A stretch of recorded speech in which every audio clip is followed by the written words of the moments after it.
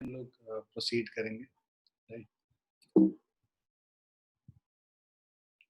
तो multiplication of A vector by a scalar, यहाँ से हम लोग को स्टार्ट करना था।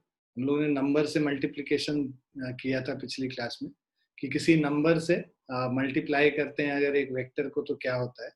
तो कोई भी एक वेक्टर है, अगर उसको कोई एक वेक्टर है अगर उसको किसी नंबर से हम मल्टीप्लाई करते हैं तो वो उसका उतने टाइम्स वो वेक्टर हो जाता है, उसका मैग्नीट्यूड उतने टाइम इंक्रीज कर जाता है और उसका डायरेक्शन सेम रहता है, डायरेक्शन में कोई फर्क नहीं आता। मतलब कि अगर हमारे पास एक वेक्टर है ए और हमें 2a निकालना है, मतलब एक वेक्टर दूसरा वेक्टर 2a है, तो इसी वेक्टर के डायरेक्शन के अलोंग ट्वाइस लेंथ का अगर एक वेक्टर बनाए, इसका लेंथ डबल कर दें, तो ये वेक्टर क्या हो जाएगा, 2a हो जाएगा, है ना।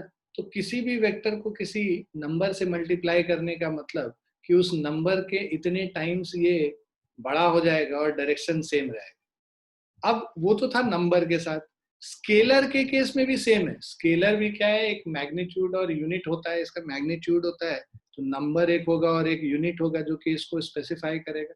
जैसे कि अगर हमारे पास एक्सेलरेशन है 2 मीटर पर सेकेंड स्क्वायर, ठीक है, तो एक्सेलरेशन 2 मीटर पर सेकेंड स्क्वायर मान लो ये रिप्रेजेंट कर रहा है हमारा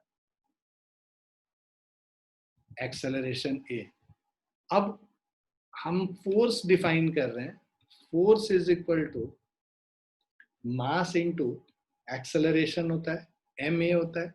एम क्या है, एक स्केलर क्वांटिटी है। अब एक्सेलरेशन 2 मीटर पर सेकेंड स्क्वायर है, मान लो मास हमारा 2 kg, तो मास 2 kg है, तो इसको डबल कर देते हैं, राइट, क्योंकि 2 × a हो जाएगा, है ना। 2 kg मतलब 2 × a, तो ये हमारा जो है फोर्स का वेक्टर हो गया, which is equal to mass into acceleration, मतलब 2a हो गया। बस इसका ये ध्यान में रखना है, डायरेक्शन भी सेम होगा a के बराबर, जो एक्सेलरेशन का डायरेक्शन है वही फोर्स का भी डायरेक्शन होता है। और ध्यान में ये रखना है वस्तु में कि जो यूनिट है यहाँ पे मीटर पर सेकेंड स्क्वायर है, यहाँ पे फोर्स का जो यूनिट होगा ये 2a मतलब 4 न्यूटन हो गया। और ये जो न्यूटन, ये जो इसका जो यूनिट है वो यूनिट चेंज हो जाता है। तो पहले मीटर पर सेकेंड स्क्वायर था, अब केजी मीटर पर सेकेंड स्क्वायर हो जाएगा, जो कि न्यूटन से हम लोग रिप्रेजेंट कर रहे हैं। तो अगर एक वेक्टर को, if a vector is multiplied by a scalar s, it becomes vector SA whose magnitude is s times the magnitude of a and it acts along the direction of a. Magnitude s times the direction, s times the magnitude of a हो गया और direction is along a only. Unit SA का is different from the unit of vector a. Vector a acceleration था metre पर second square था और SA जो है फोर्स है, तो उसका यूनिट kg मीटर पर सेकेंड स्क्वायर हो गया, वो न्यूटन। ठीक है बच्चों। ये sir.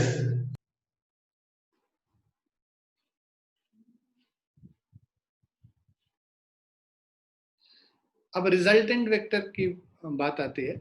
So resultant vector of two or more vector is defined as that single vector which produces the same effect as is produced by individual vectors together, है ना।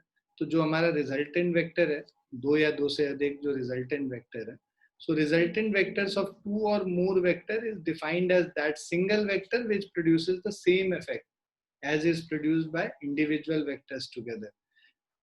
तो अगर एक वेक्टर कुछ इस डायरेक्शन में लग रहा है, दूसरा वेक्टर कुछ इस डायरेक्शन में लग रहा है ना, तो ये वेक्टर मान लो ए है, ये दूसरा वेक्टर बी है।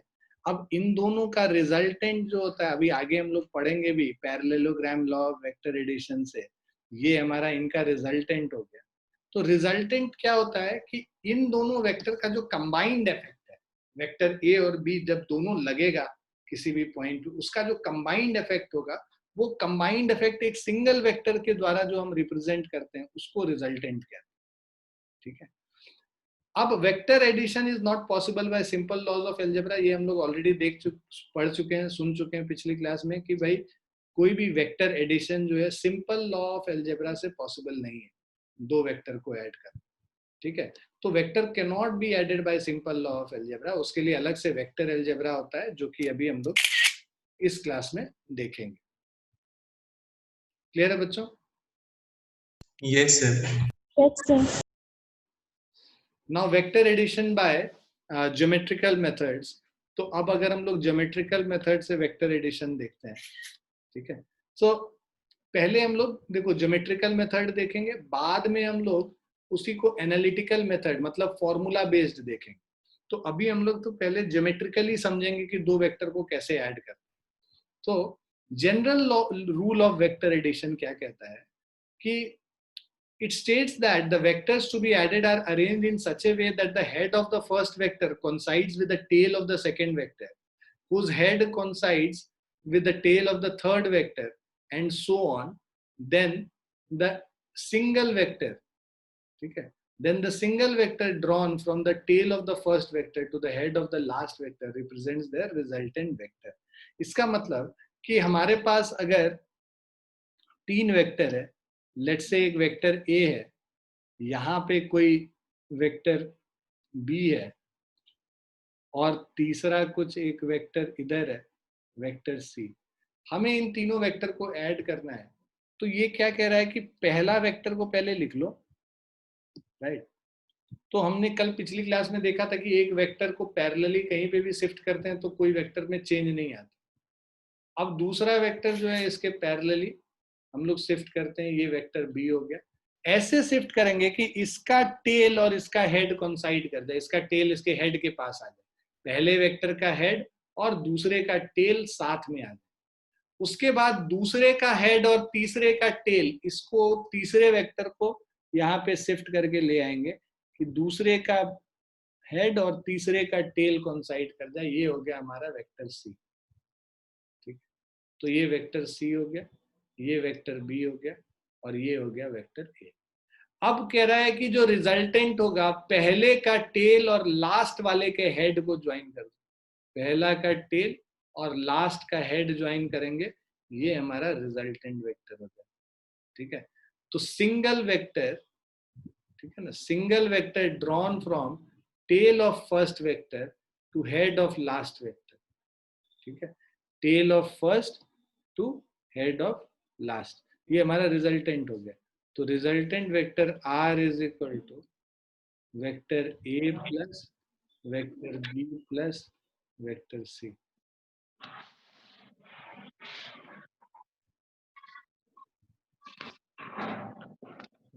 तो रिजल्टेंट वेक्टर जो है ये तीनों को ऐड करके जो मिलता है वो tail of first head of last को ऐड करने से मिलेगा।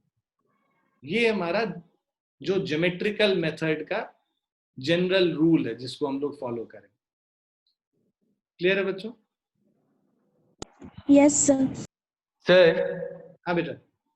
अगर तीनों वेक्टर का मीन्स अगर जोड़ने पे हेड और टेल अपने आप मिल जाए तो फिर रिजल्टेंट फोर्स कैसे निकालेंगे? रिजल्टेंट वेक्टर जीरो वेक्टर हो जाएगा, फिर नल वेक्टर हो जाएगा। तो मान लो हमारे पास पहला वेक्टर ए था, दूसरा वेक्टर ये बी आया, और मान लो ये तीसरा वेक्टर ज्वाइन करने पे ये वापस हम इसी पे पहुंच जाए, यही पूछ रहे हो ना? तो अगर हम लोग यहीं पे वापस पहुंच जाएंगे तो अब देखो, अब हम लोग को क्या करना है, tail of first to head of last, ये क्या है, दोनों एक ही पॉइंट है, तो वो दोनों तो एक ही पॉइंट है, तो जो रिजल्टेंट होगा यहाँ पे वो जीरो वेक्टर हो जाएगा, नल वेक्टर, जिसका मैग्नीट्यूड जीरो और डायरेक्शन जो है कुछ आर्बिट्रेरी, हम लोग बता नहीं सकते हैं किस डायरेक्शन में। तो ये हमारा रिजल्टेंट जीरो वेक्टर कहलाता है ऐसे केस में।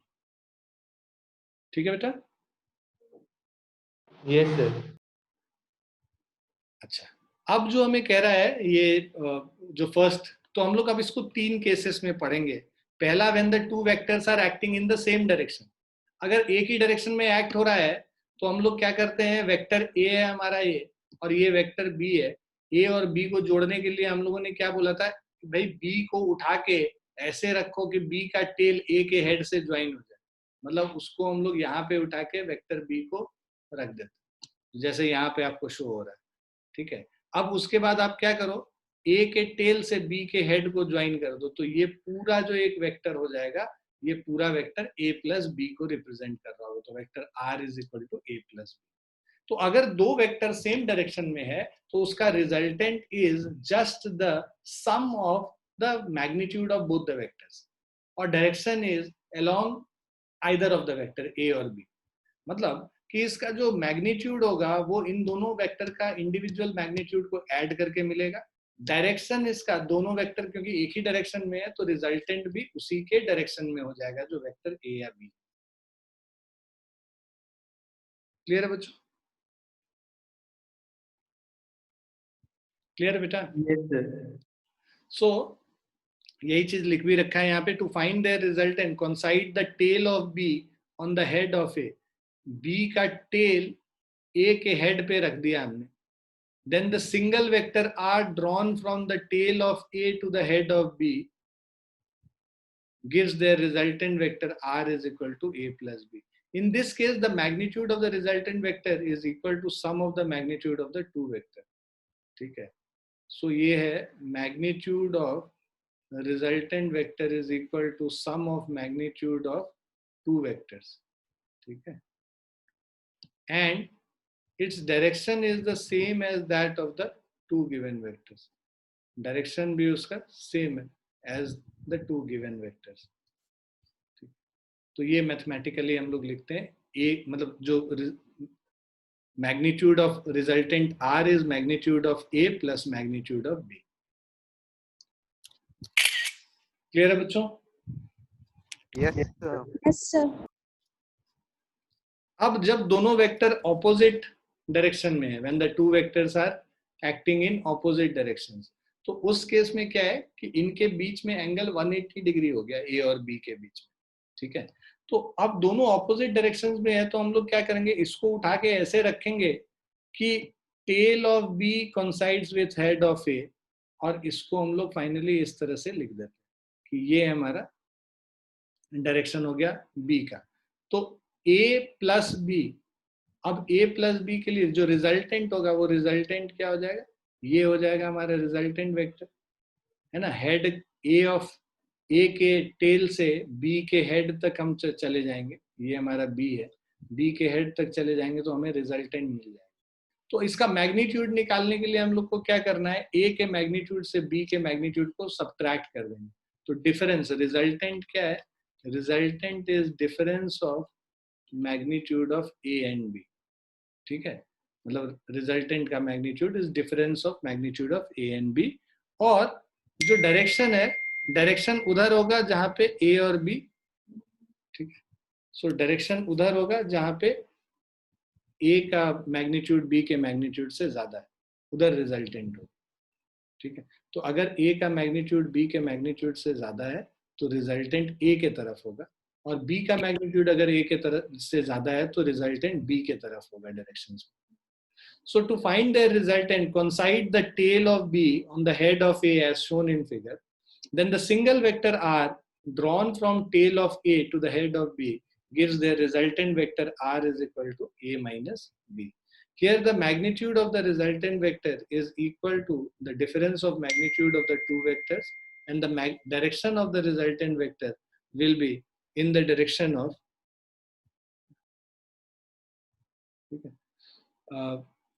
and so sorry, the magnitude of the resultant vector is equal to difference of magnitude of two vector, and the direction of the resultant vector will be in the direction of bigger vector. तो basically इसका जो magnitude, resultant का magnitude निकालना होगा तो दोनों का difference निकाल लेंगे, और डायरेक्शन उधर है जिधर बड़ा वाला वेक्टर। ठीक है बच्चों? Yes sir. अब देखो जैसे यहाँ पे था, अगर सेम डायरेक्शन में तो दोनों का ऐड हो गया 16 हो गया, और ऑपोजिट डायरेक्शन में है तो सब्ट्रैक्ट कर दिए 4 हो गया। तो ये दो केसेस हैं बेसिकली, जब सेम डायरेक्शन में होता है तो हम लोग ऐड कर देते हैं, ठीक है, और जब ऑपोजिट डायरेक्शन में है जैसे यहाँ पे हम लोग सब्ट्रैक्ट कर दे रहे हैं, 10 - 6 4 कर दे रहे हैं। अब when two vectors act at some angle, दो वेक्टर अगर दो अलग अलग एंगल्स में लग रहा है, है ना, when two vectors are acting at some angle, तो वो केस लेंगे, उसको ज्योमेट्रिकली देखेंगे। तो ज्योमेट्रिकली हम लोगों ने अभी बात भी की थी कि let two vectors A and B acting at some angle to each other, तो बी को खिसका के ऐसे लाएंगे कि ए का हेड और बी का टेल कोइंसाइड कर दे। तो ये हमारा हो गया बी वेक्टर। उसके बाद क्या करेंगे, ए के टेल को बी के हेड से ज्वाइन कर देंगे। ए के टेल को बी के हेड से अगर हम लोग ज्वाइन करते हैं तो ये जो है डायरेक्शन, ये रिजल्टेंट का डायरेक्शन, ठीक है, इन द ऑपोजिट डायरेक्शन। तो ये हमारा basically triangle law of vector addition को बताता है। तो triangle law of vector addition अगर हम लोग देखते हैं कि ए और बी है, दोनों सेम सेंस ऑफ रोटेशन, मतलब ए भी अगर राइट को जा रहा है, बी भी इधर जा रहा है, तो एक ही सेंस में मूव कर रहा है, बट रिजल्टेंट जो है वो ऑपोजिट सेंस में है, मतलब उल्टे साइड से है, राइट। अगर आप कंप्लीट करते तो बी और ए ऐसे ज्वाइन करते, लेकिन बी और ए को जब ऑपोजिट सेंस से ज्वाइन करते हैं वो हमारा रिजल्टेंट देता है। सो रिजल्टेंट निकालने के लिए वही चीज, coincide the tail of A on the head of B, then the single vector R drawn from the tail of A to the head of B gives their resultant vector. Now उल्टा लिखा है, tail of A to head of B, हाँ, coincide the tail of A on the head of B, उल्टा लिखा है, tail of B को हम लोग coincide करेंगे head of A से। Now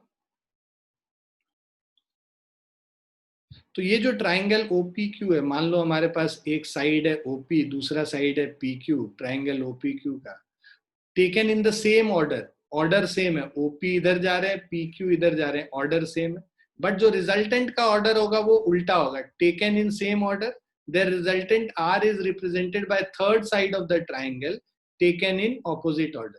मतलब दो वेक्टर को अगर हम लोग same side of same order में लेके चले और ट्राइंगल के दो साइड को रिप्रेजेंट करें उससे, तो तीसरा साइड ऑपोजिट ऑर्डर में उसका रिजल्टेंट होता है। This method of finding the resultant of two vector is called triangle law of vectors, ठीक है। So when two sides are taken in the same order represents two vectors A and B, then the third side taken in opposite order gives you the resultant of vector A and B. Clear है बेटा ये? Yes sir.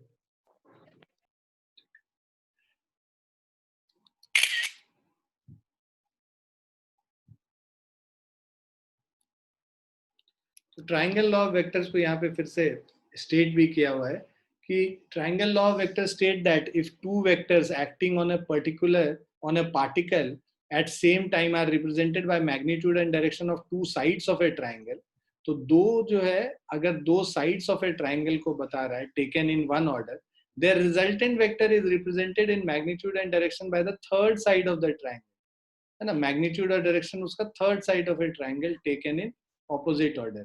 तो अगर ये दो side of triangle को represent कर रहा है सेम ऑर्डर में, तो थर्ड साइड जो है ऑपोजिट ऑर्डर में third side of the triangle जो है वो उसका रिजल्टेंट बताता है। ये हमारा triangle law of vector addition. अब हम लोग आते हैं parallelogram law of vector addition. तो the resultant vector can also be found by coinciding the tail of A on the head of B. मतलब कि ये जो हम लोग, ये ए वेक्टर था और ये वेक्टर बी था, तो पहले हम लोग ट्राइंगल लॉ से क्या कर रहे थे, ए के हेड पे बी को डाल रहे थे। अब हम लोग क्या कर रहे हैं, बी के हेड पे ए को डाल रहे हैं, तो उससे भी जो रिजल्टेंट मिलेगा वो सेम मिलेगा। तो आइडियली बेसिकली कम्यूटेटिव लॉ को हम लोग कर रहे हैं, ए प्लस बी क्या होता है, बी प्लस ए के बराबर ही होता है। तो जो ए के ऊपर बी को रख रहे हो, चाहे बी के ऊपर ए को रख रहे हो, एक ही आंसर आएगा, रिजल्टेंट आर सेम आए। तो यही जो है, this is the basis of parallelogram law of vectors. मतलब पैरेललोग्राम लॉ ऑफ वेक्टर ये कहता है कि अगर दो वेक्टर ए और बी, दो side of parallelogram, adjacent side, ये दोनों साइड क्या हो गया, एडजेसेंट, वर्टेक्स कॉमन है, तो एडजेसेंट साइड ऑफ पैरेललोग्राम को अगर ये दो वेक्टर रिप्रेजेंट करता है, तो जो उसका रिजल्टेंट है वो किधर आएगा, वो उसके डायगोनल के अलोंग आएगा। So this method of finding the resultant of two vectors is called parallelogram law of vectors.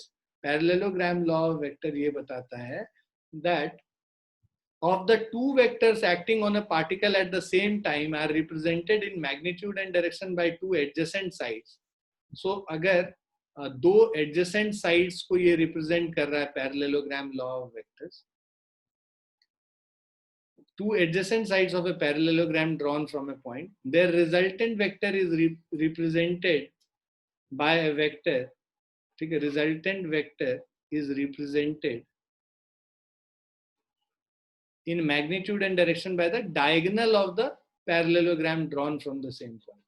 So if two vectors represents the adjacent side of a parallelogram, the diagonal of the parallelogram gives you the resultant of vector A and B. Clear है बच्चों? ये हमारा हो गया parallelogram law of vector addition. ठीक है बच्चों? Yes, sir.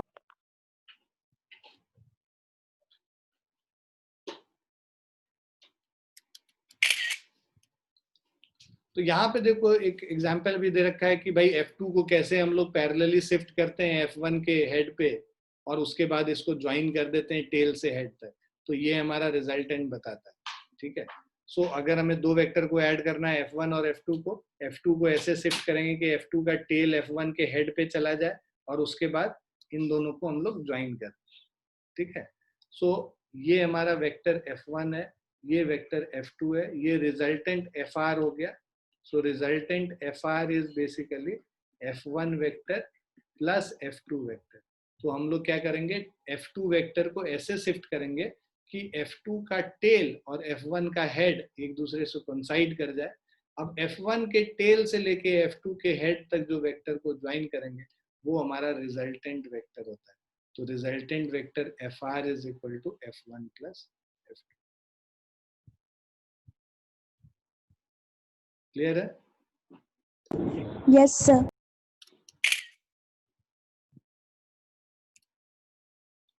अब सेम चीज अभी हम लोग देखो क्या करा हम लोगों ने. ट्राइंगल लॉ, पहले तो सेम डायरेक्शन में एक वेक्टर दो वेक्टर को लिया, ऑपोजिट डायरेक्शन में दो वेक्टर को लिया, फिर ट्राइंगल लॉ मतलब दोनों कुछ एंगल बना रहे थे तो हम लोग ट्राइंगल लॉ से सॉल्व किए, और वही दोनों को एंगल बना रहे थे उसको parallelogram law of vector addition से बताए.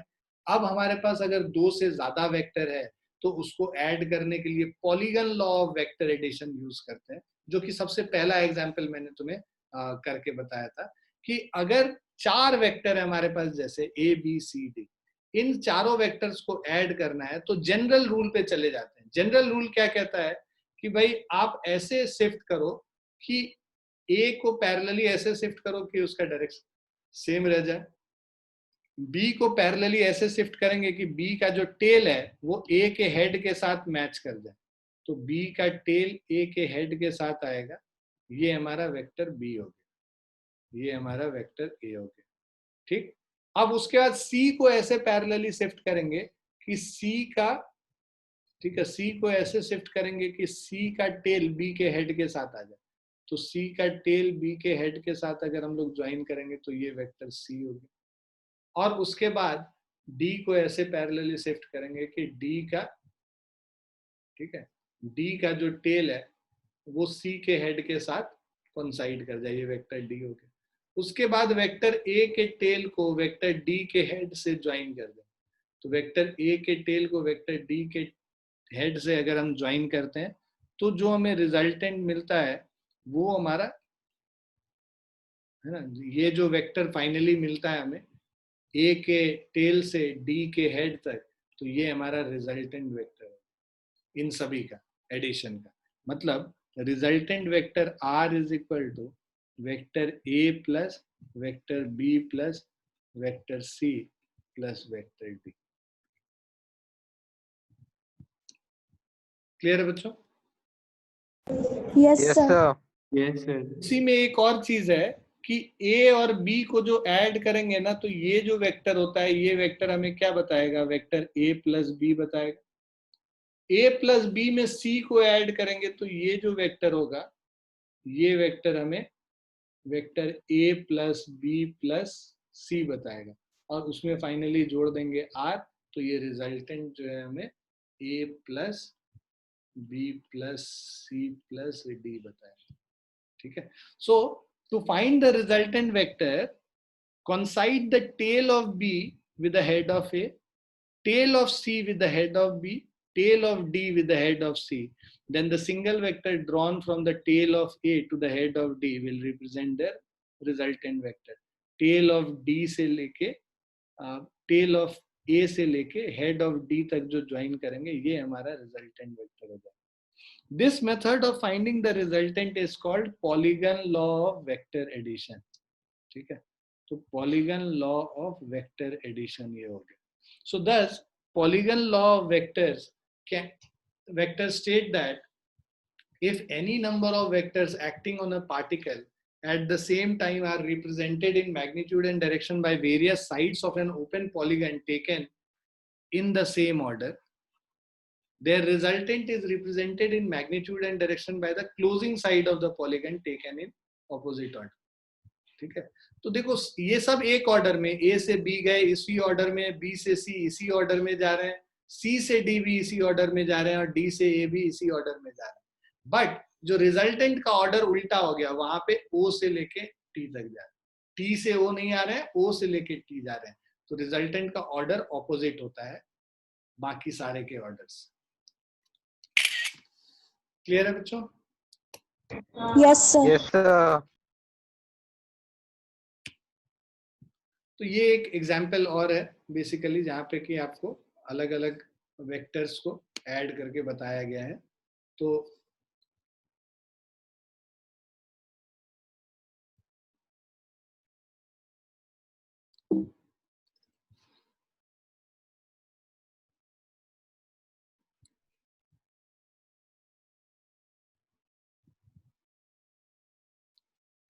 तो यहाँ पे देखो बता ये रखा है कि अलग अलग वेक्टर, जैसे पहले हम लोगों ने यहाँ पे क्या किया, वेक्टर ए को लेके आए पैरेलली इस डायरेक्शन में, राइट.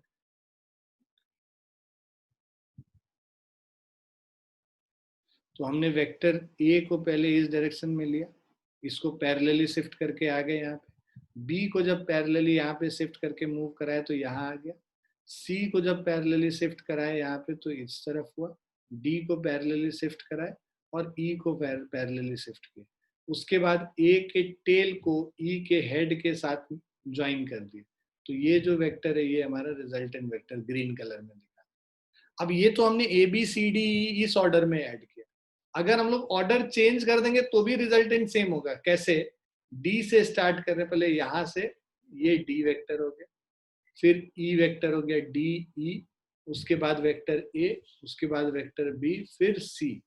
तो अब हमें बेसिकली रिजल्टेंट निकालना है. तो पहले वाले के टेल से लास्ट वाले का हेड ये सेम डायरेक्शन रिजल्टेंट. उसी तरह सी से स्टार्ट करते हैं. अगर पहले सी किया, उसके साथ बी को ऐड किया, फिर ए को ऐड किया, फिर डी को ऐड किया और फिर वापस ई को ऐड किया. अब पहले वाले के टेल से लास्ट वाले के हेड तक जो आएंगे वो हमें रिजल्टेंट देंगे. तो रिजल्टेंट देखो सब में इसका मैग्नीट्यूड सेम और डायरेक्शन भी सेम. तो चाहे तुम किसी भी ऑर्डर में ऐड करो वेक्टर्स को, मैग्नीट्यूड और डायरेक्शन रिजल्टेंट वेक्टर का सेम ही मिलेगा तुम्हें. क्लियर है बच्चों? Yes, sir. ये क्वेश्चन है, इसको फटाफट अटेम्प्ट करके बताओ, देखें क्या कौन सॉल्व करता है इसको.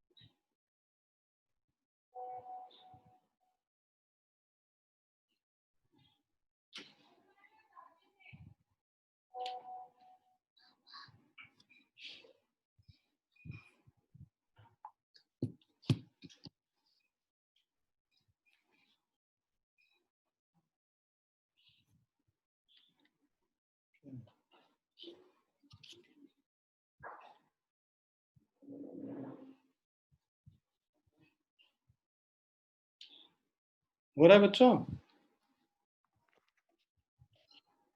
सर ऑप्शन 4 होगा क्या? कौन बताया ऑप्शन 4? ईशान? Yes sir. सही है, ऑप्शन 4 ही है। गैस किए या निकाले? थोड़ा गैस थोड़ा निकाले। चलो गुड। देखो यहाँ पे अगर हम इसकी बात करें, देखो A B A C A D A ई और ए एफ है। इसको पहले लिख लेते हैं। हमें निकालना है resultant A B plus A C plus A D plus A plus A F. अब देखो ए बी ये वाला वेक्टर हो गया, ठीक है। ए सी हमारा ये वेक्टर हो गया, राइट। ए डी हमारा ये हमारा ए डी वेक्टर हो गया, और ए ई हमारा ये वाला वेक्टर है, और ए एफ हमारा ये वेक्टर है। इन सबको ऐड करना है, राइट। अब देखो ये जो ए सी है, राइट, और ए ई, अब ए ई को हम लोग बी डी के बराबर लिख सकते हैं। ए ई और बी डी क्या है? इक्वल है एक दूसरे के, राइट। और उसी तरह ये जो ए एफ वेक्टर है वो सी डी वेक्टर के बराबर है। तो आप यहाँ पे लिखोगे vector A E is equal to vector B D, है ना। रेगुलर हेक्सागन है तो ऑपोजिट साइड जो है वो दोनों इक्वल होगा, और उनका जो मैग्नीट्यूड इक्वल होगा और डायरेक्शन भी सेम है। उसी तरह जो हमारा ये ए एफ है, ये ए एफ सी डी के बराबर हो जाएगा। ये ए एफ जो है ये सी डी के बराबर हो जाएगा। ए ई हमारा यहाँ पे बी डी के बराबर था, ठीक है। इन सबको रिप्लेस कर लो यहाँ पे। तो इसको रिप्लेस करेंगे तो A B plus A C plus A D, A E के जगह लिख लेते हैं बी डी, और ए एफ के जगह लिख लेते हैं सी डी। अब ये देखिए यहाँ पे आप ए बी है और बी डी है, ए बी और बी डी को ज्वाइन करेंगे। ए बी और बी डी को साथ में लेके आ जाओ, और जो हमारा ए सी है उसके साथ सी डी को ज्वाइन कर दो। तो ऐसा करने से हम लोगों को इनको साथ में ले आते हैं। पहले A B plus of B D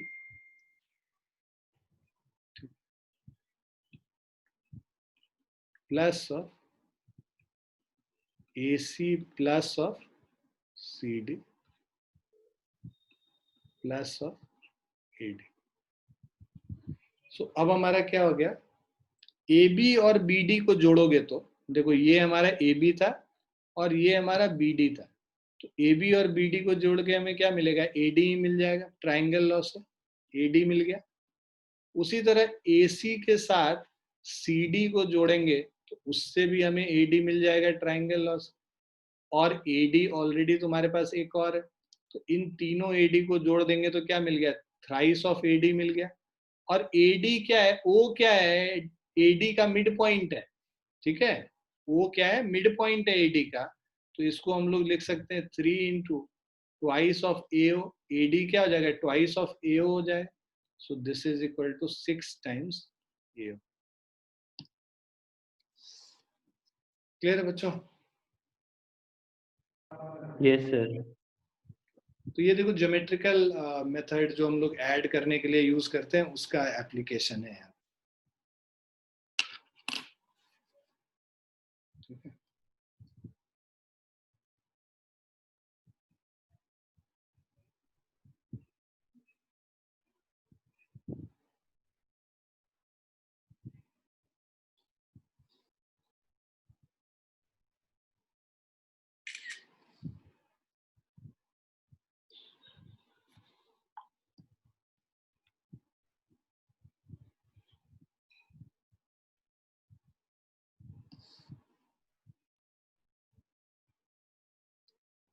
लिख लिया आप लोगों ने?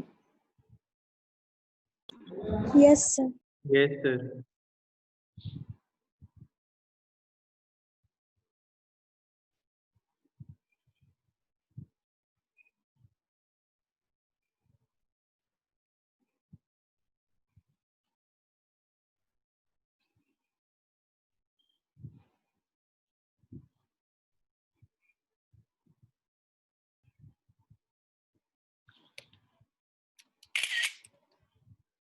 अब हम लोग एनालिटिकल मेथड पे आएंगे, ठीक है।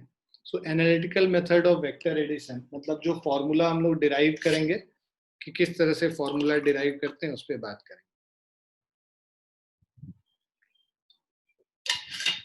डेरिवेशन देखो, तुम लोग अगर स्कूल वगैरह में जाओगे तब तो डेरिवेशन जरूरत होगा, बट ऐसे डेरिवेशन इसलिए हम लोग कभी कभी करते हैं जिससे कि कॉन्सेप्ट बिल्डअप होता है, ठीक है।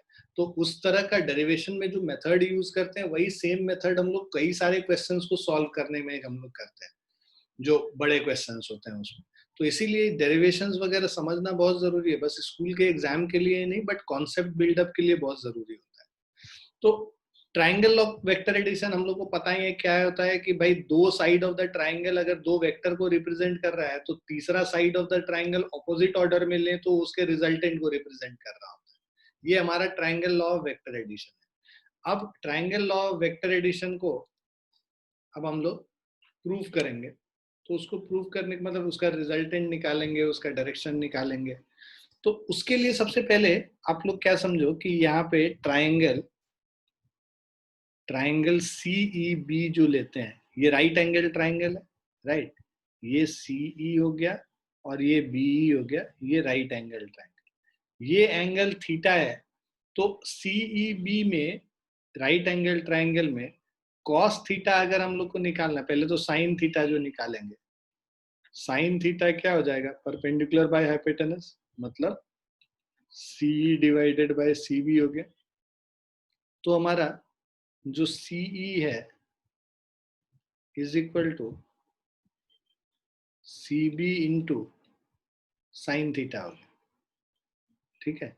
CE इज इक्वल टू, तो ये CB इंटू साइन थीटा हो गया। CB क्या है बेसिकली, CB क्यू वेक्टर का मैग्नीट्यूड है ना। तो इसको हम लोग लिख सकते हैं CE is equal to Q magnitude sine theta, जो क्यू का जो वेक्टर है उसका मैग्नीट्यूड इंटू साइन थीटा। उसके अलावा जब हम लोग कॉस थीटा करते हैं तो कॉस थीटा क्या होता है, बेस बाय हाइपोटेनस। इस ट्राइंगल CEB में बेस क्या है हमारा, BE है, और हाइपोटेनस क्या है, CB है, राइट। तो इससे हमारा आ जाएगा जो BE है, this is equal to CB into cos theta.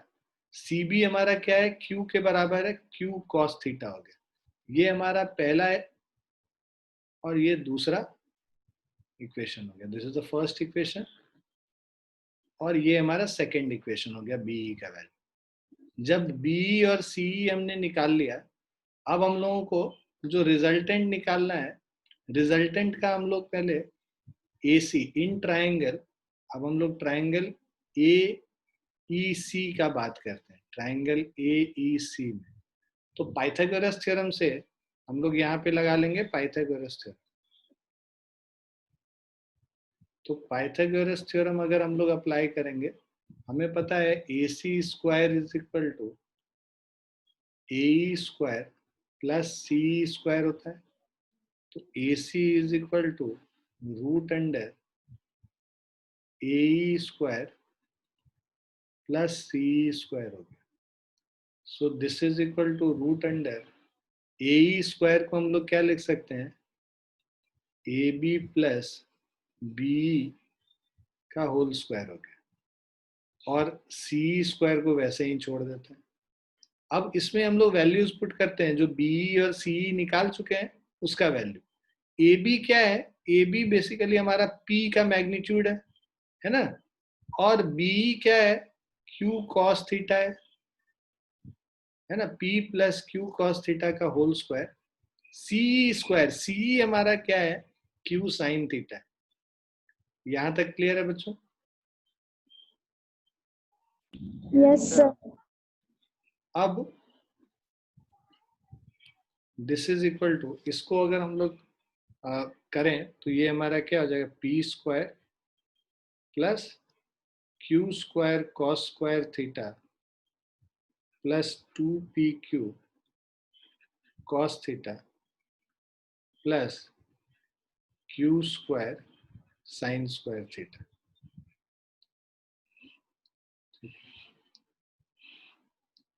अब इससे क्या आ रहा है हमारा, this is equal to root under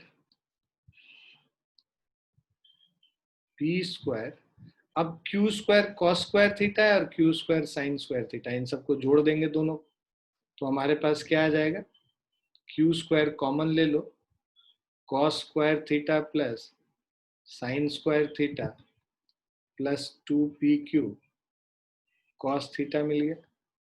this is equal to, अब cos square plus sine square क्या होता है, 1 होता है ना, ट्रिग्नोमेट्री में हम लोग जानते हैं इसको, तो इसको लिख सकते हैं हम लोग P square plus Q square plus 2pq cos theta. ठीक है, ये हो गया। अब यहां पे हम लोग, तो ये हो गया AC का वैल्यू। ठीक है, तो इसका मतलब AC क्या है, बेसिकली ये हमारा रिजल्टेंट का वैल्यू। तो रिजल्टेंट का जो हमारा मैग्नीट्यूड हो गया वो ऐसे हो गया, root under P square plus Q square plus 2pq cos theta. Theta क्या है, थीटा वेक्टर P और वेक्टर Q के बीच का एंगल।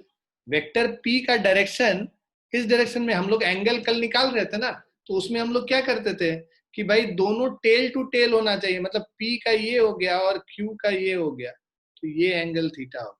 तो P को आगे बढ़ा देंगे, राइट, और Q को ऐसे रखेंगे, टेल टू टेल अगर हम रखें तो ये जो एंगल इनके बीच में आया वो एंगल आया इन दोनों वेक्टर के बीच में, तो थीटा एंगल इन दोनों वेक्टर के बीच का एंगल, राइट। तो resultant is root under P square plus Q square plus 2pq cos theta, ये रिजल्टेंट का हमारा मैग्नीट्यूड होगा। अब कोई भी वेक्टर, आर क्या है, एक वेक्टर है, वेक्टर है तो उसमें मैग्नीट्यूड भी होगा, डायरेक्शन भी होगा। डायरेक्शन के लिए हम लोग क्या करते हैं, ये बीटा एंगल निकालते हैं कि भाई ए से जो वेक्टर पी है उससे कितना एंगल हमारा रिजल्टेंट बना रहा है।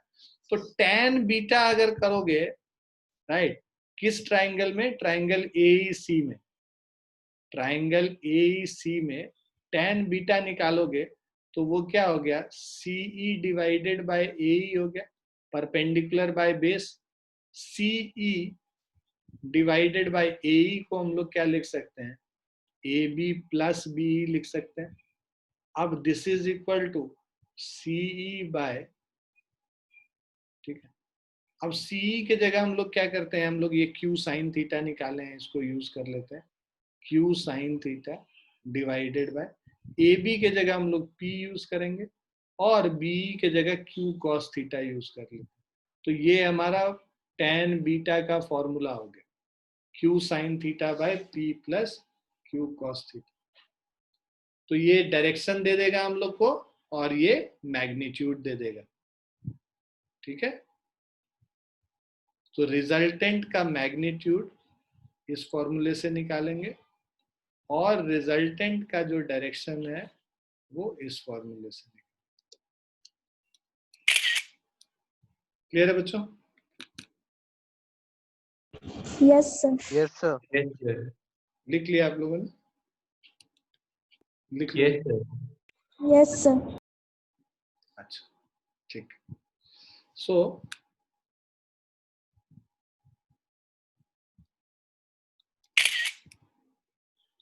वही सेम चीज जो डेरिवेशन है यहाँ पे बताया हुआ है, जो हम बता रहे थे अभी। ठीक है, सो तुमको क्या करना है कि बेसिकली ये जो फॉर्मूलेज हैं बिल्कुल अच्छे से याद कर लेने हैं कि भाई रिजल्टेंट क्या हो गया, P square plus Q square plus 2pq cos theta हो गया, और tan बीटा जो है q sign theta bye p plus Q cos theta हो गया। मान लो हमारे पास एक क्वेश्चन दे रखा है ना, कि हमारे पास एक वेक्टर a है, राइट,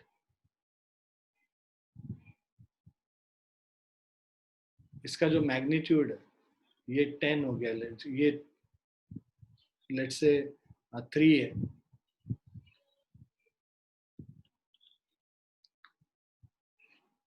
और ये जो एंगल है लेट्स से ये 60 डिग्री है। ये वेक्टर b हो गया, जहाँ वेक्टर b का जो मैग्नीट्यूड है ये 4 हो गया, राइट। अब आपसे बोल रहा है कि रिजल्टेंट का मैग्नीट्यूड निकालो, राइट। तो रिजल्टेंट जो होगा इन दोनों वेक्टर का, ट्राइंगल लॉ से करें तो ये वेक्टर a हो गया ये वेक्टर बी हो गया, राइट, ये एंगल थीटा हो गया, ये इसका रिजल्टेंट हो गया। क्लियर है बच्चों? अब रिजल्टेंट का जो मैग्नीट्यूड होगा ना, वो फॉर्मूला से अगर हम लोग देखें तो ये क्या हो गया, A square plus B square plus 2ab cos theta हो गया। ठीक है, सो इसको हम लोग यहाँ पे सब्स्टिट्यूट कर देते हैं वैल्यूज इसका। तो ए मेरा कितना है, 3 है, बी कितना है, 3 square plus 4 square plus 2 into 3 into 4 cos of 60 degree हो गया।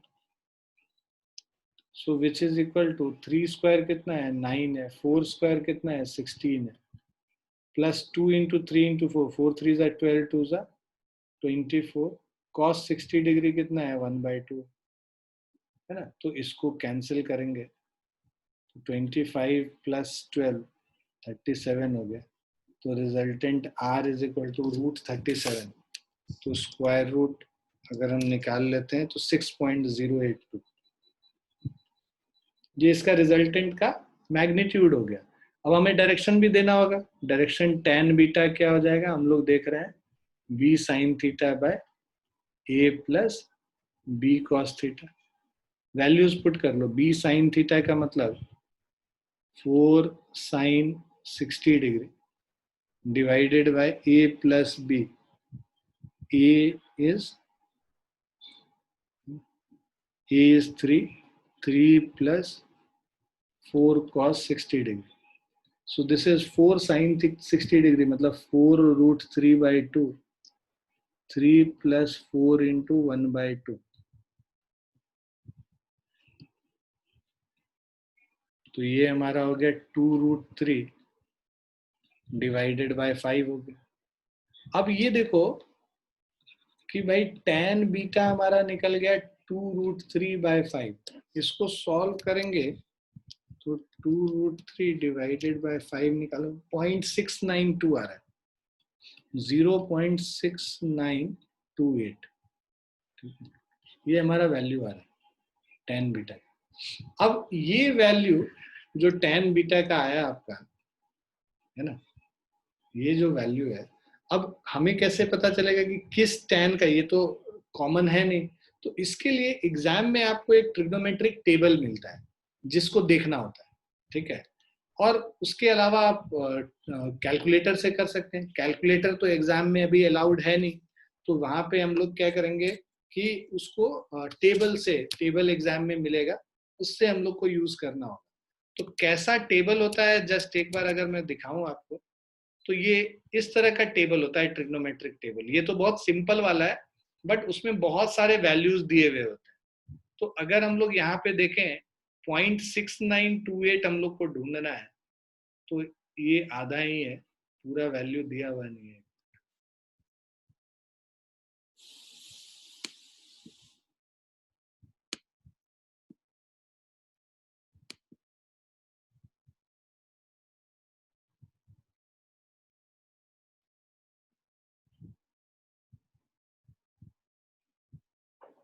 ये वैल्यू देख रहे थे 0.6928 है।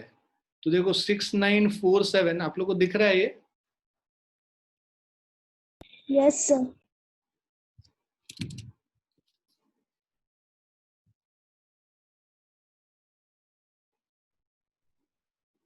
देखो 0.6947 है 44 डिग्री, और 6820 है 43 डिग्री। तो 43 और 44 डिग्री के बीच में कहीं आएगा।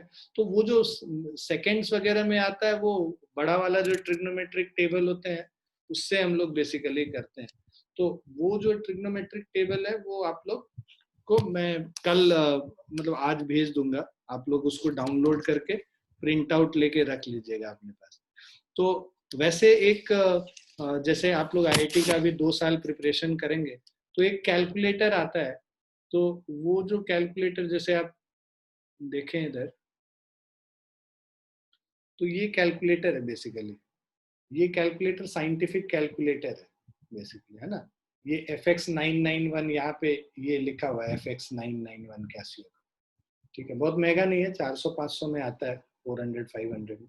तो ये ले लेंगे ना, तो इससे क्या है कि 2 साल का आपका प्रिपरेशन अच्छे से होता रहे, ठीक है ना। तो मैं इसकी भी फोटो भेज दूंगा, आप लोग अमेजोन से ऑर्डर वगैरह कर सकते हैं, क्योंकि देखो बार बार प्रैक्टिस करने के लिए टेबल में देखना टाइम बहुत वेस्ट होगा, तो प्रैक्टिस करने के लिए यूज कर सकते हो। आइडियली तो ये बोला जाता है कि हमेशा टेबल ही देखना चाहिए, बट मैंने भी अपने टाइम में कैलकुलेटर यूज किया था और सभी लोग कैलकुलेटर यूज करते हैं, जिससे कि ज्यादा क्वेश्चन को प्रैक्टिस कर सके। तो FX991 है, ये आपको इंजीनियरिंग कॉलेज तक काम आएगा। बेसिकली इंजीनियरिंग कॉलेज में भी सेम कैलकुलेटर जरूरी होता है, तो बाद में जो कॉलेज में जाएंगे वहां पे भी यूज हो जाएगा। तो 5-6 साल का इन्वेस्टमेंट है, 500-600 रुपए का मिलता है। मैंने खरीदा था तो 400-500 का आया था, मुझे याद नहीं है। मैं वो अमेजोन वाला लिंक भी भेज दूंगा, आप लोग वहां से ऑर्डर कर सकते हैं। सो जैसे 0.6928 है, इसको अगर हम लोग कैलकुलेटर से निकालें तो 0.6928 का वैल्यू डालोगे तो tan इनवर्स 0.6928, सो 34.71 डिग्रीज आ रहा है। तो वो जो हम लोग देख रहे थे ना 34 और 35 के बीच में, तो ये 34.71 आता है। So beta is equal to 34.71, 0.71 की जगह जो 34.71 डिग्रीज होगी, और रिजल्टेंट तुम्हारा ये दे रखा है 6.082। तो कभी भी वेक्टर होगा तो उसका मैग्नीट्यूड भी होगा जो कि हम लोग यहाँ पे निकाल रहे हैं, और उसका डायरेक्शन भी होगा जो कि हम लोग यहाँ से निकाल रहे हैं। क्लियर है बच्चों?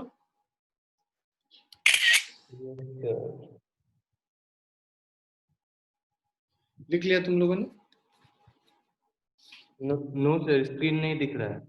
हाँ सॉरी,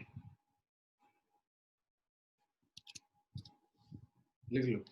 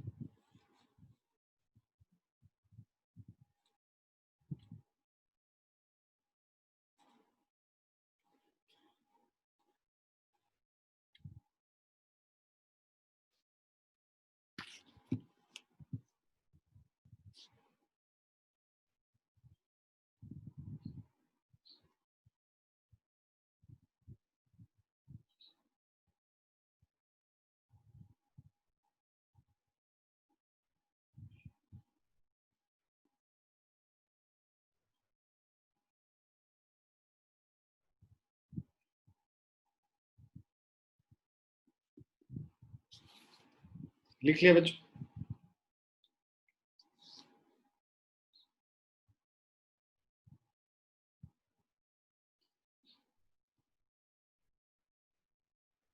लिख लिया बेटा? Yes sir. Yes sir. अब हम लोग parallelogram law of vector addition पे आते हैं। तो parallelogram law of vector addition का जो हम लोगों ने थ्योरी पढ़ा था, तो वो थ्योरी यही था कि भाई अगर दो एडजेसेंट साइड्स को हम लोग दो वेक्टर ले लेते हैं तो उसका जो डायगोनल है वो उसका रिजल्टेंट बताता है। So diagonal of a parallelogram gives you the resultant of the two vectors, right. तो ये parallelogram law of vector addition है, और इसका जो प्रूफ है हम लोग क्या करते हैं, यहाँ पे तो अलग प्रूफ दिया हुआ है, बट अलग अलग प्रूफ याद करने की जरूरत ही नहीं है, एक ही प्रूफ काफी है। मैं एग्जाम्पल बताता हूँ कैसे। ये मेरे पास एक वेक्टर ए पी है, और लेट से ये हमारे पास वेक्टर क्यू है, ठीक है। हम लोग ट्राइंगल लॉ को जैसे पढ़े थे, हम लोग क्या करेंगे उसी तरीके से ये पैरेललोग्राम पहले तो कंप्लीट कर लेते हैं। ये जो पैरेललोग्राम कंप्लीट किया, ये अगर क्यू वेक्टर है तो ये भी क्यू वेक्टर होगा। अब यहाँ पर से हम लोग परपेंडिकुलर ड्रॉप कर लेते हैं, इसको ड्रॉप कर लेंगे, ठीक है। अब ये हमारा जो रिजल्टेंट वेक्टर है, ये एंगल जो है, ये एंगल थीटा है, तो ये भी एंगल थीटा होगा, और ये एंगल जो बीटा है तो उसके लिए अब ये थीटा हो गया, ये 90 डिग्री हो गया।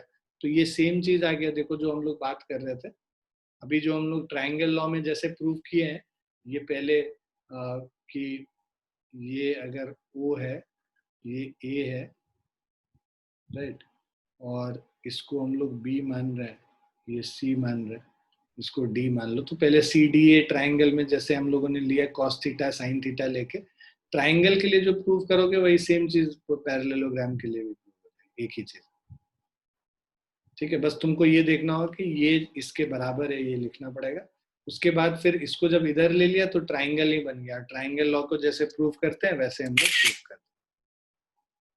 क्लियर है बच्चों? Yes sir. Yes sir. इसका अलग से डेरिवेशन करने की जरूरत नहीं है ना? अब हम लोग इसके स्पेशल केसेस करेंगे।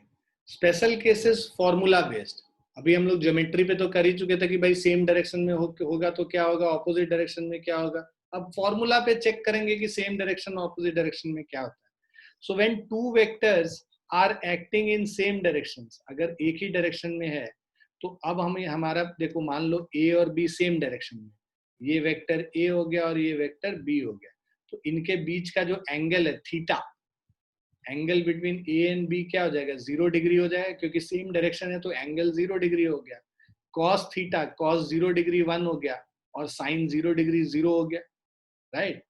तो कॉस 0 डिग्री 1 और साइन ऑफ 0 डिग्री ये हमारा 0 हो गया। अब मैग्नीट्यूड ऑफ रिजल्टेंट, तो ये जो रिजल्टेंट वेक्टर है उसके मैग्नीट्यूड के बारे में बात करें तो resultant vector r is equal to root under a square plus b square plus 2ab cos theta है। ठीक है, सो ये जो रिजल्टेंट वेक्टर है, अब a square plus b square plus 2ab cos theta के जगह cos 0 डिग्री 1 हो जाता है, यहाँ पे 1 रिप्लेस कर लेंगे। ये अब क्या हो गया, a square plus b square plus 2ab, हमारे पास आइडेंटिटी है, इसको हम a प्लस b का होल स्क्वायर लिख सकते हैं। तो रिजल्टेंट वेक्टर हमारा क्या हो गया, रिजल्टेंट a प्लस b के बराबर हो गया। तो ये सेम चीज हम लोग ज्योमेट्रिकली भी देख चुके हैं कि दो वेक्टर अगर सेम डायरेक्शन में है तो रिजल्टेंट का मैग्नीट्यूड क्या होता है, sum of the magnitude of individual vectors. a और b का मैग्नीट्यूड को ऐड कर देंगे तो हम लोग को रिजल्टेंट वेक्टर का मैग्नीट्यूड निकल जाएगा। क्लियर है बच्चों? Yes, sir. तो सेम फॉर्मूले में हम लोगों ने थीटा की जगह 0 डिग्री कर दिया। ठीक है, और यहीं पे अगर tan बीटा करना है, tan बीटा क्या हो जाएगा, b sine theta by a plus B cos theta. Sine theta क्या है, 0 डिग्री है, मतलब 0 है, साइन 0 डिग्री, तो ये यहाँ पे 0 divided by a plus B हो गया, cos 0 डिग्री 1 होता है, 0 डिवाइडेड बाय एनीथिंग 0 है। tan बीटा 0 कब होगा, जब beta is equal to 0 degree. ठीक है, तो इसका मतलब कि जो रिजल्टेंट है that is along the same direction as A and B, इसीलिए बीटा जो है 0 डिग्री आ रहा है। क्लियर है बच्चों? Yes, sir. यहाँ पे वही चीज बता रखा है कि tan बीटा जो है यहाँ 0 है, बीटा 0 डिग्री आ गया। Thus for two vectors acting in the same direction, magnitude of resultant vector is equal to sum of the magnitude of two vectors and acts along the direction of a and b. तो direction भी उसका a और b के along ही है और magnitude उसका उन दोनों के सम के बराबर है।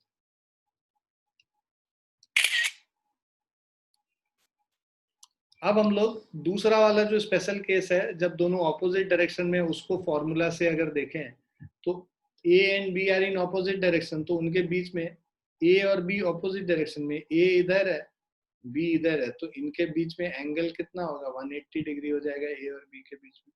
सो थीटा 180 डिग्री हो गया, cos 180 डिग्री -1 होता है, sin 180 डिग्री 0 हो जाता है। So magnitude of r is given by resultant, यहाँ पे क्या हो जाएगा, a square plus B square plus 2ab cos theta.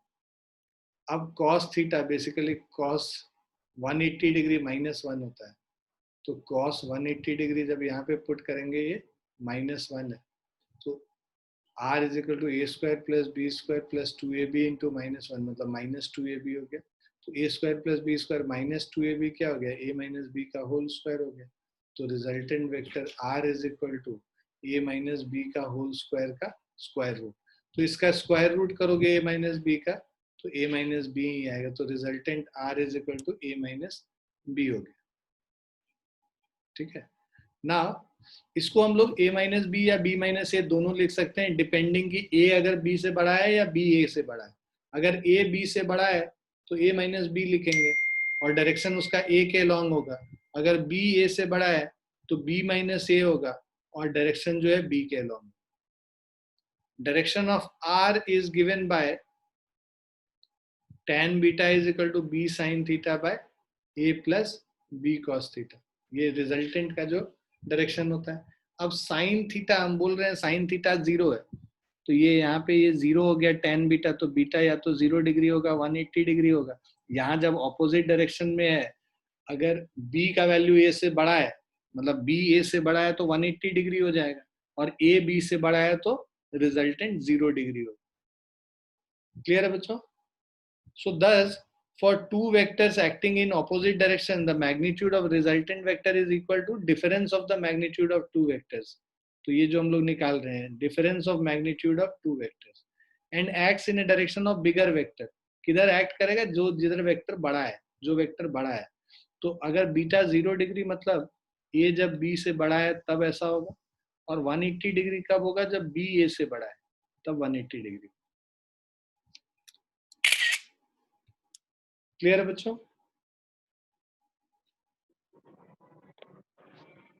Yes sir. तीसरा जो है when two vectors act at right angles to each other, तो जब दोनों राइट एंगल पे होंगे वेक्टर a और b, है ना, एंगल 90 डिग्री बना रहा है, तो इस केस में क्या है कि हमें पता है थीटा 90 डिग्री हो गया। थीटा अगर 90 डिग्री है तो cos 90 0 होता है, sin 90 1 होता है। रिजल्टेंट क्या होता है? Root under A square plus B square 2ab cos theta. cos theta 0 हो जाएगा, यहाँ डाल देंगे तो root under A square plus B square हो। वो हम लोग डायरेक्टली पाइथागोरस थ्योरम से भी निकाल सकते थे कि ये a है ये b है, तो जो हमारा रिजल्टेंट r होगा वो root under A square plus B square होगा, क्योंकि ये एंगल 90 डिग्री। और फॉर्मूला से फिर tan beta is b sin theta by a plus b cos theta. sin theta sin 90 1 होता है, cos 90 0 होता है, तो ये क्या हो जाएगा? tan beta is b by a और beta is equal to tan inverse of b by a। तो इससे हमें एंगल मिल जाएगा और इससे हमें रिजल्टेंट का मैग्नीट्यूड मिल जाएगा।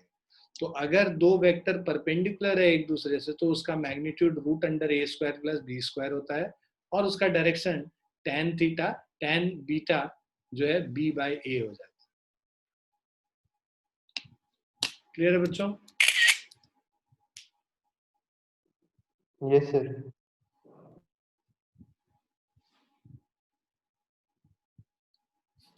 अब देखो सेम चीज जो हम लोग अभी एक एग्जांपल किए थे जहां 60 डिग्री एंगल लिए थे, यहाँ पे दो फोर्सेस है 20 न्यूटन और 5 न्यूटन का, act at an angle of 120 degree. मतलब सो ये 20 न्यूटन फोर्स हो गया और दूसरा 5 न्यूटन वाला फोर्स है। इनके बीच में जो थीटा है ये 120 डिग्री, राइट? सो इसको अगर ज्वाइन कर दो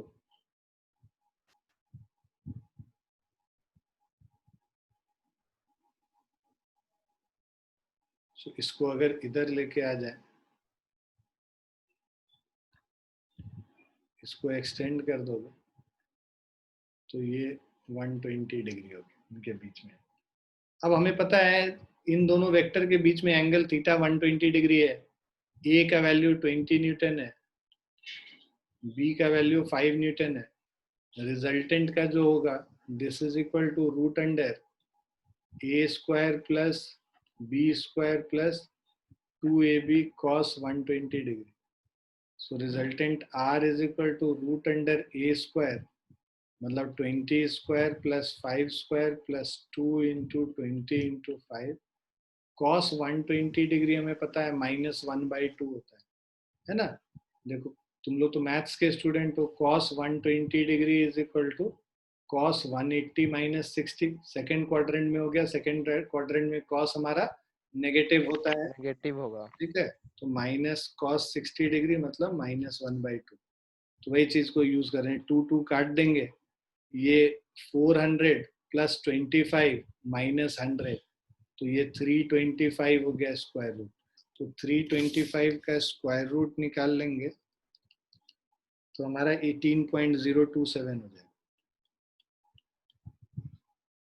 ये हमारा रिजल्टेंट हो गया, ठीक है।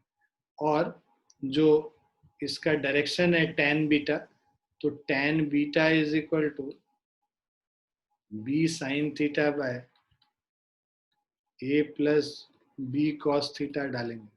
b sin थीटा का मतलब 5 इंटू साइन 120 डिग्री। अच्छा, साइन 120 डिग्री क्या होगा, साइन 180 माइनस 60, पॉजिटिव ही रह जाएगा, साइन 60 के बराबर हो गया। साइन 60 इज इक्वल टू √3/2 होगी, ठीक है। सो साइन 60 इज इक्वल टू √3/2 यहाँ डाल दिया, 5 sine 120 degree by a plus b, मतलब 20 plus 5 cos 120 degree. So 5 into √3/2, 20 minus 5 into 1/2. So this is 5 √3/2 divided by 40 minus 5, 35/2. ये by 2 कैंसिल हो गया, 5 से कैंसिल करेंगे तो √3/7 हो जाएगा। अब ये tan बीटा √3/7 है, कैलकुलेट करेंगे √3 डिवाइडेड बाय 7, ये आता है 0.244। So tan beta is 0.2474, ठीक है। इसको सॉल्व करेंगे तो ये beta is equal to 13.89 degrees आता है, ठीक है। तो ये सेकंड्स में है, इसलिए 54 सेकंड, ये इन्होंने टेबल से देख के लिखा है। हम लोग कैलकुलेटर से लिख रहे हैं तो हम लोग को पॉइंट्स में आंसर आएगा, सेकंड्स में नहीं आएगा। क्लियर है बच्चों? क्लियर है बच्चों? Yes, sir. लिख लीजिए फटाफट।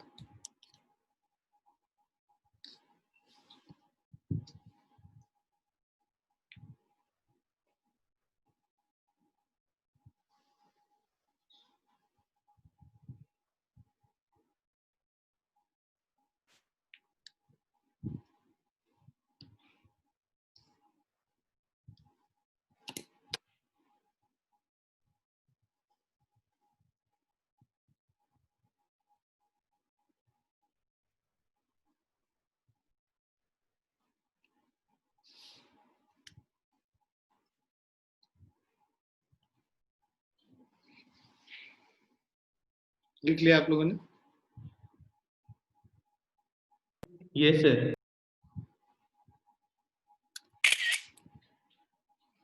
अब देखो एक नेक्स्ट क्वेश्चन है, two forces F and 2F act on a particle.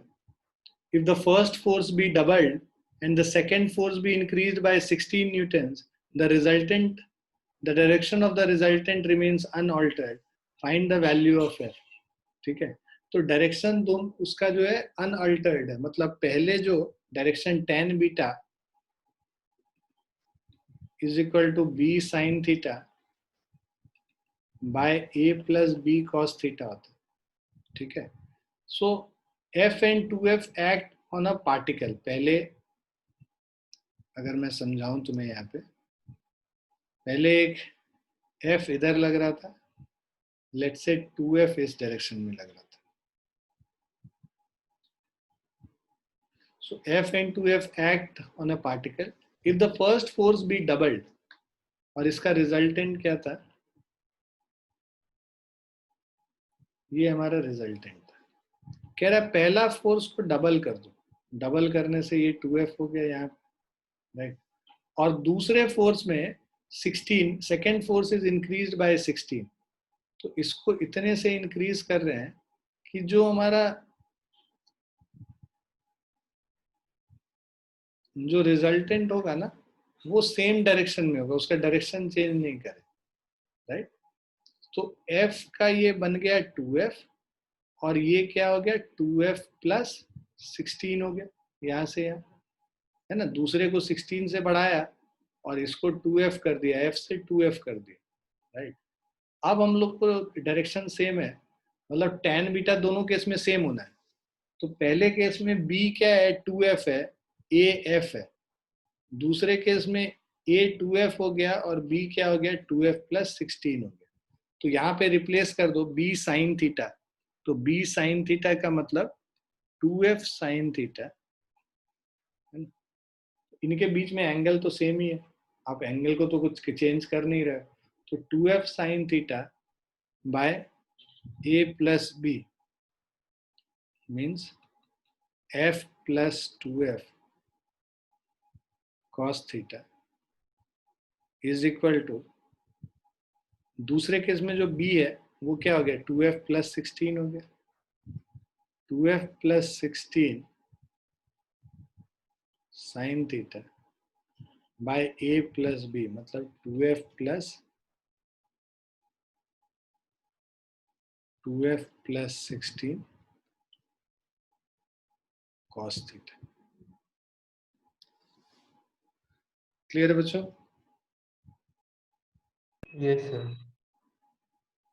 अब हम लोग क्या क्या है, ये साइन थीटा दोनों पे काट दो, ठीक है ना, ये दोनों कैंसिल हो गए, क्रॉस मल्टीप्लाई कर लेंगे तो हमारा 2f into 2f plus 2f cos theta, ठीक है, plus 16 cos theta is equal to f plus 2f cos theta into 2f plus 16, ठीक है। अब हम लोग इसको सॉल्व करते हैं, तो 2f plus 2f into 2f क्या हो गया 4f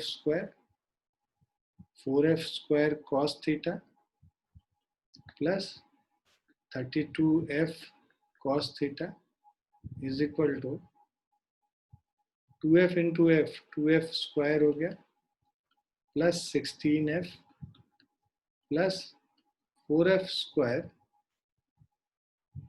cos थीटा, ठीक है, प्लस 32f cos थीटा, ठीक है। 32f cos थीटा दोनों तरफ काट लिया और 4f स्क्वायर cos थीटा भी दोनों तरफ कट कर लिया। अब इसको इस तरफ ले आएंगे 4f square minus 2f square, 2f square is equal to 16f हो गया, राइट। f को भी कैंसिल करेंगे, एक सिंगल f हो गया, f इज इक्वल टू 16/2, ठीक है, f is equal to 16/2 which is equal to 8 newton. Clear है बच्चों? Yes, sir.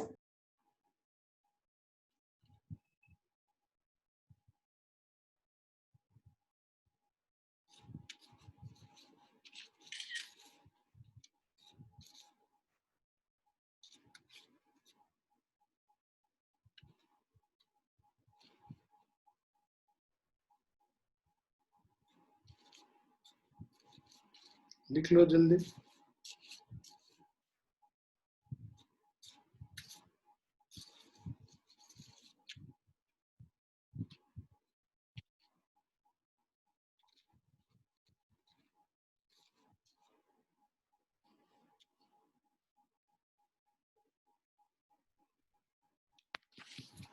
क्लियर है बच्चों?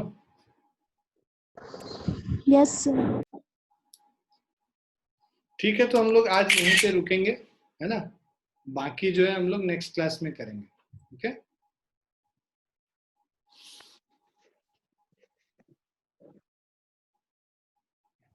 ठीक है बच्चों? Okay sir. Yes, sir. ठीक है, I will send you some questions, आप लोगों को कुछ क्वेश्चंस भेजेंगे, उसको अटेम्प्ट कर लीजिएगा आप। ठीक है, ओके सर। ठीक है, चलिए bye and take care. Sir one minute, I will talk to you. हाँ, बात कर, मैं रुकता हूँ। सर कल ना एक कॉल आया था कक्षा से ही, उन्होंने कहा था कि मुझे ना ऐड करेंगे वो गूगल क्लास में, तो मैंने अपना जीमेल दिया। वो हाँ, लोग नीट वाले क्लास में ऐड कर दिए, जेई वाले क्लास में ऐड किए ही नहीं। नीट में ऐड कर दिए, जी में नहीं किया। अच्छा, आप ऐसा करो ना, मेरा फोन नंबर है आपके पास, ये सर।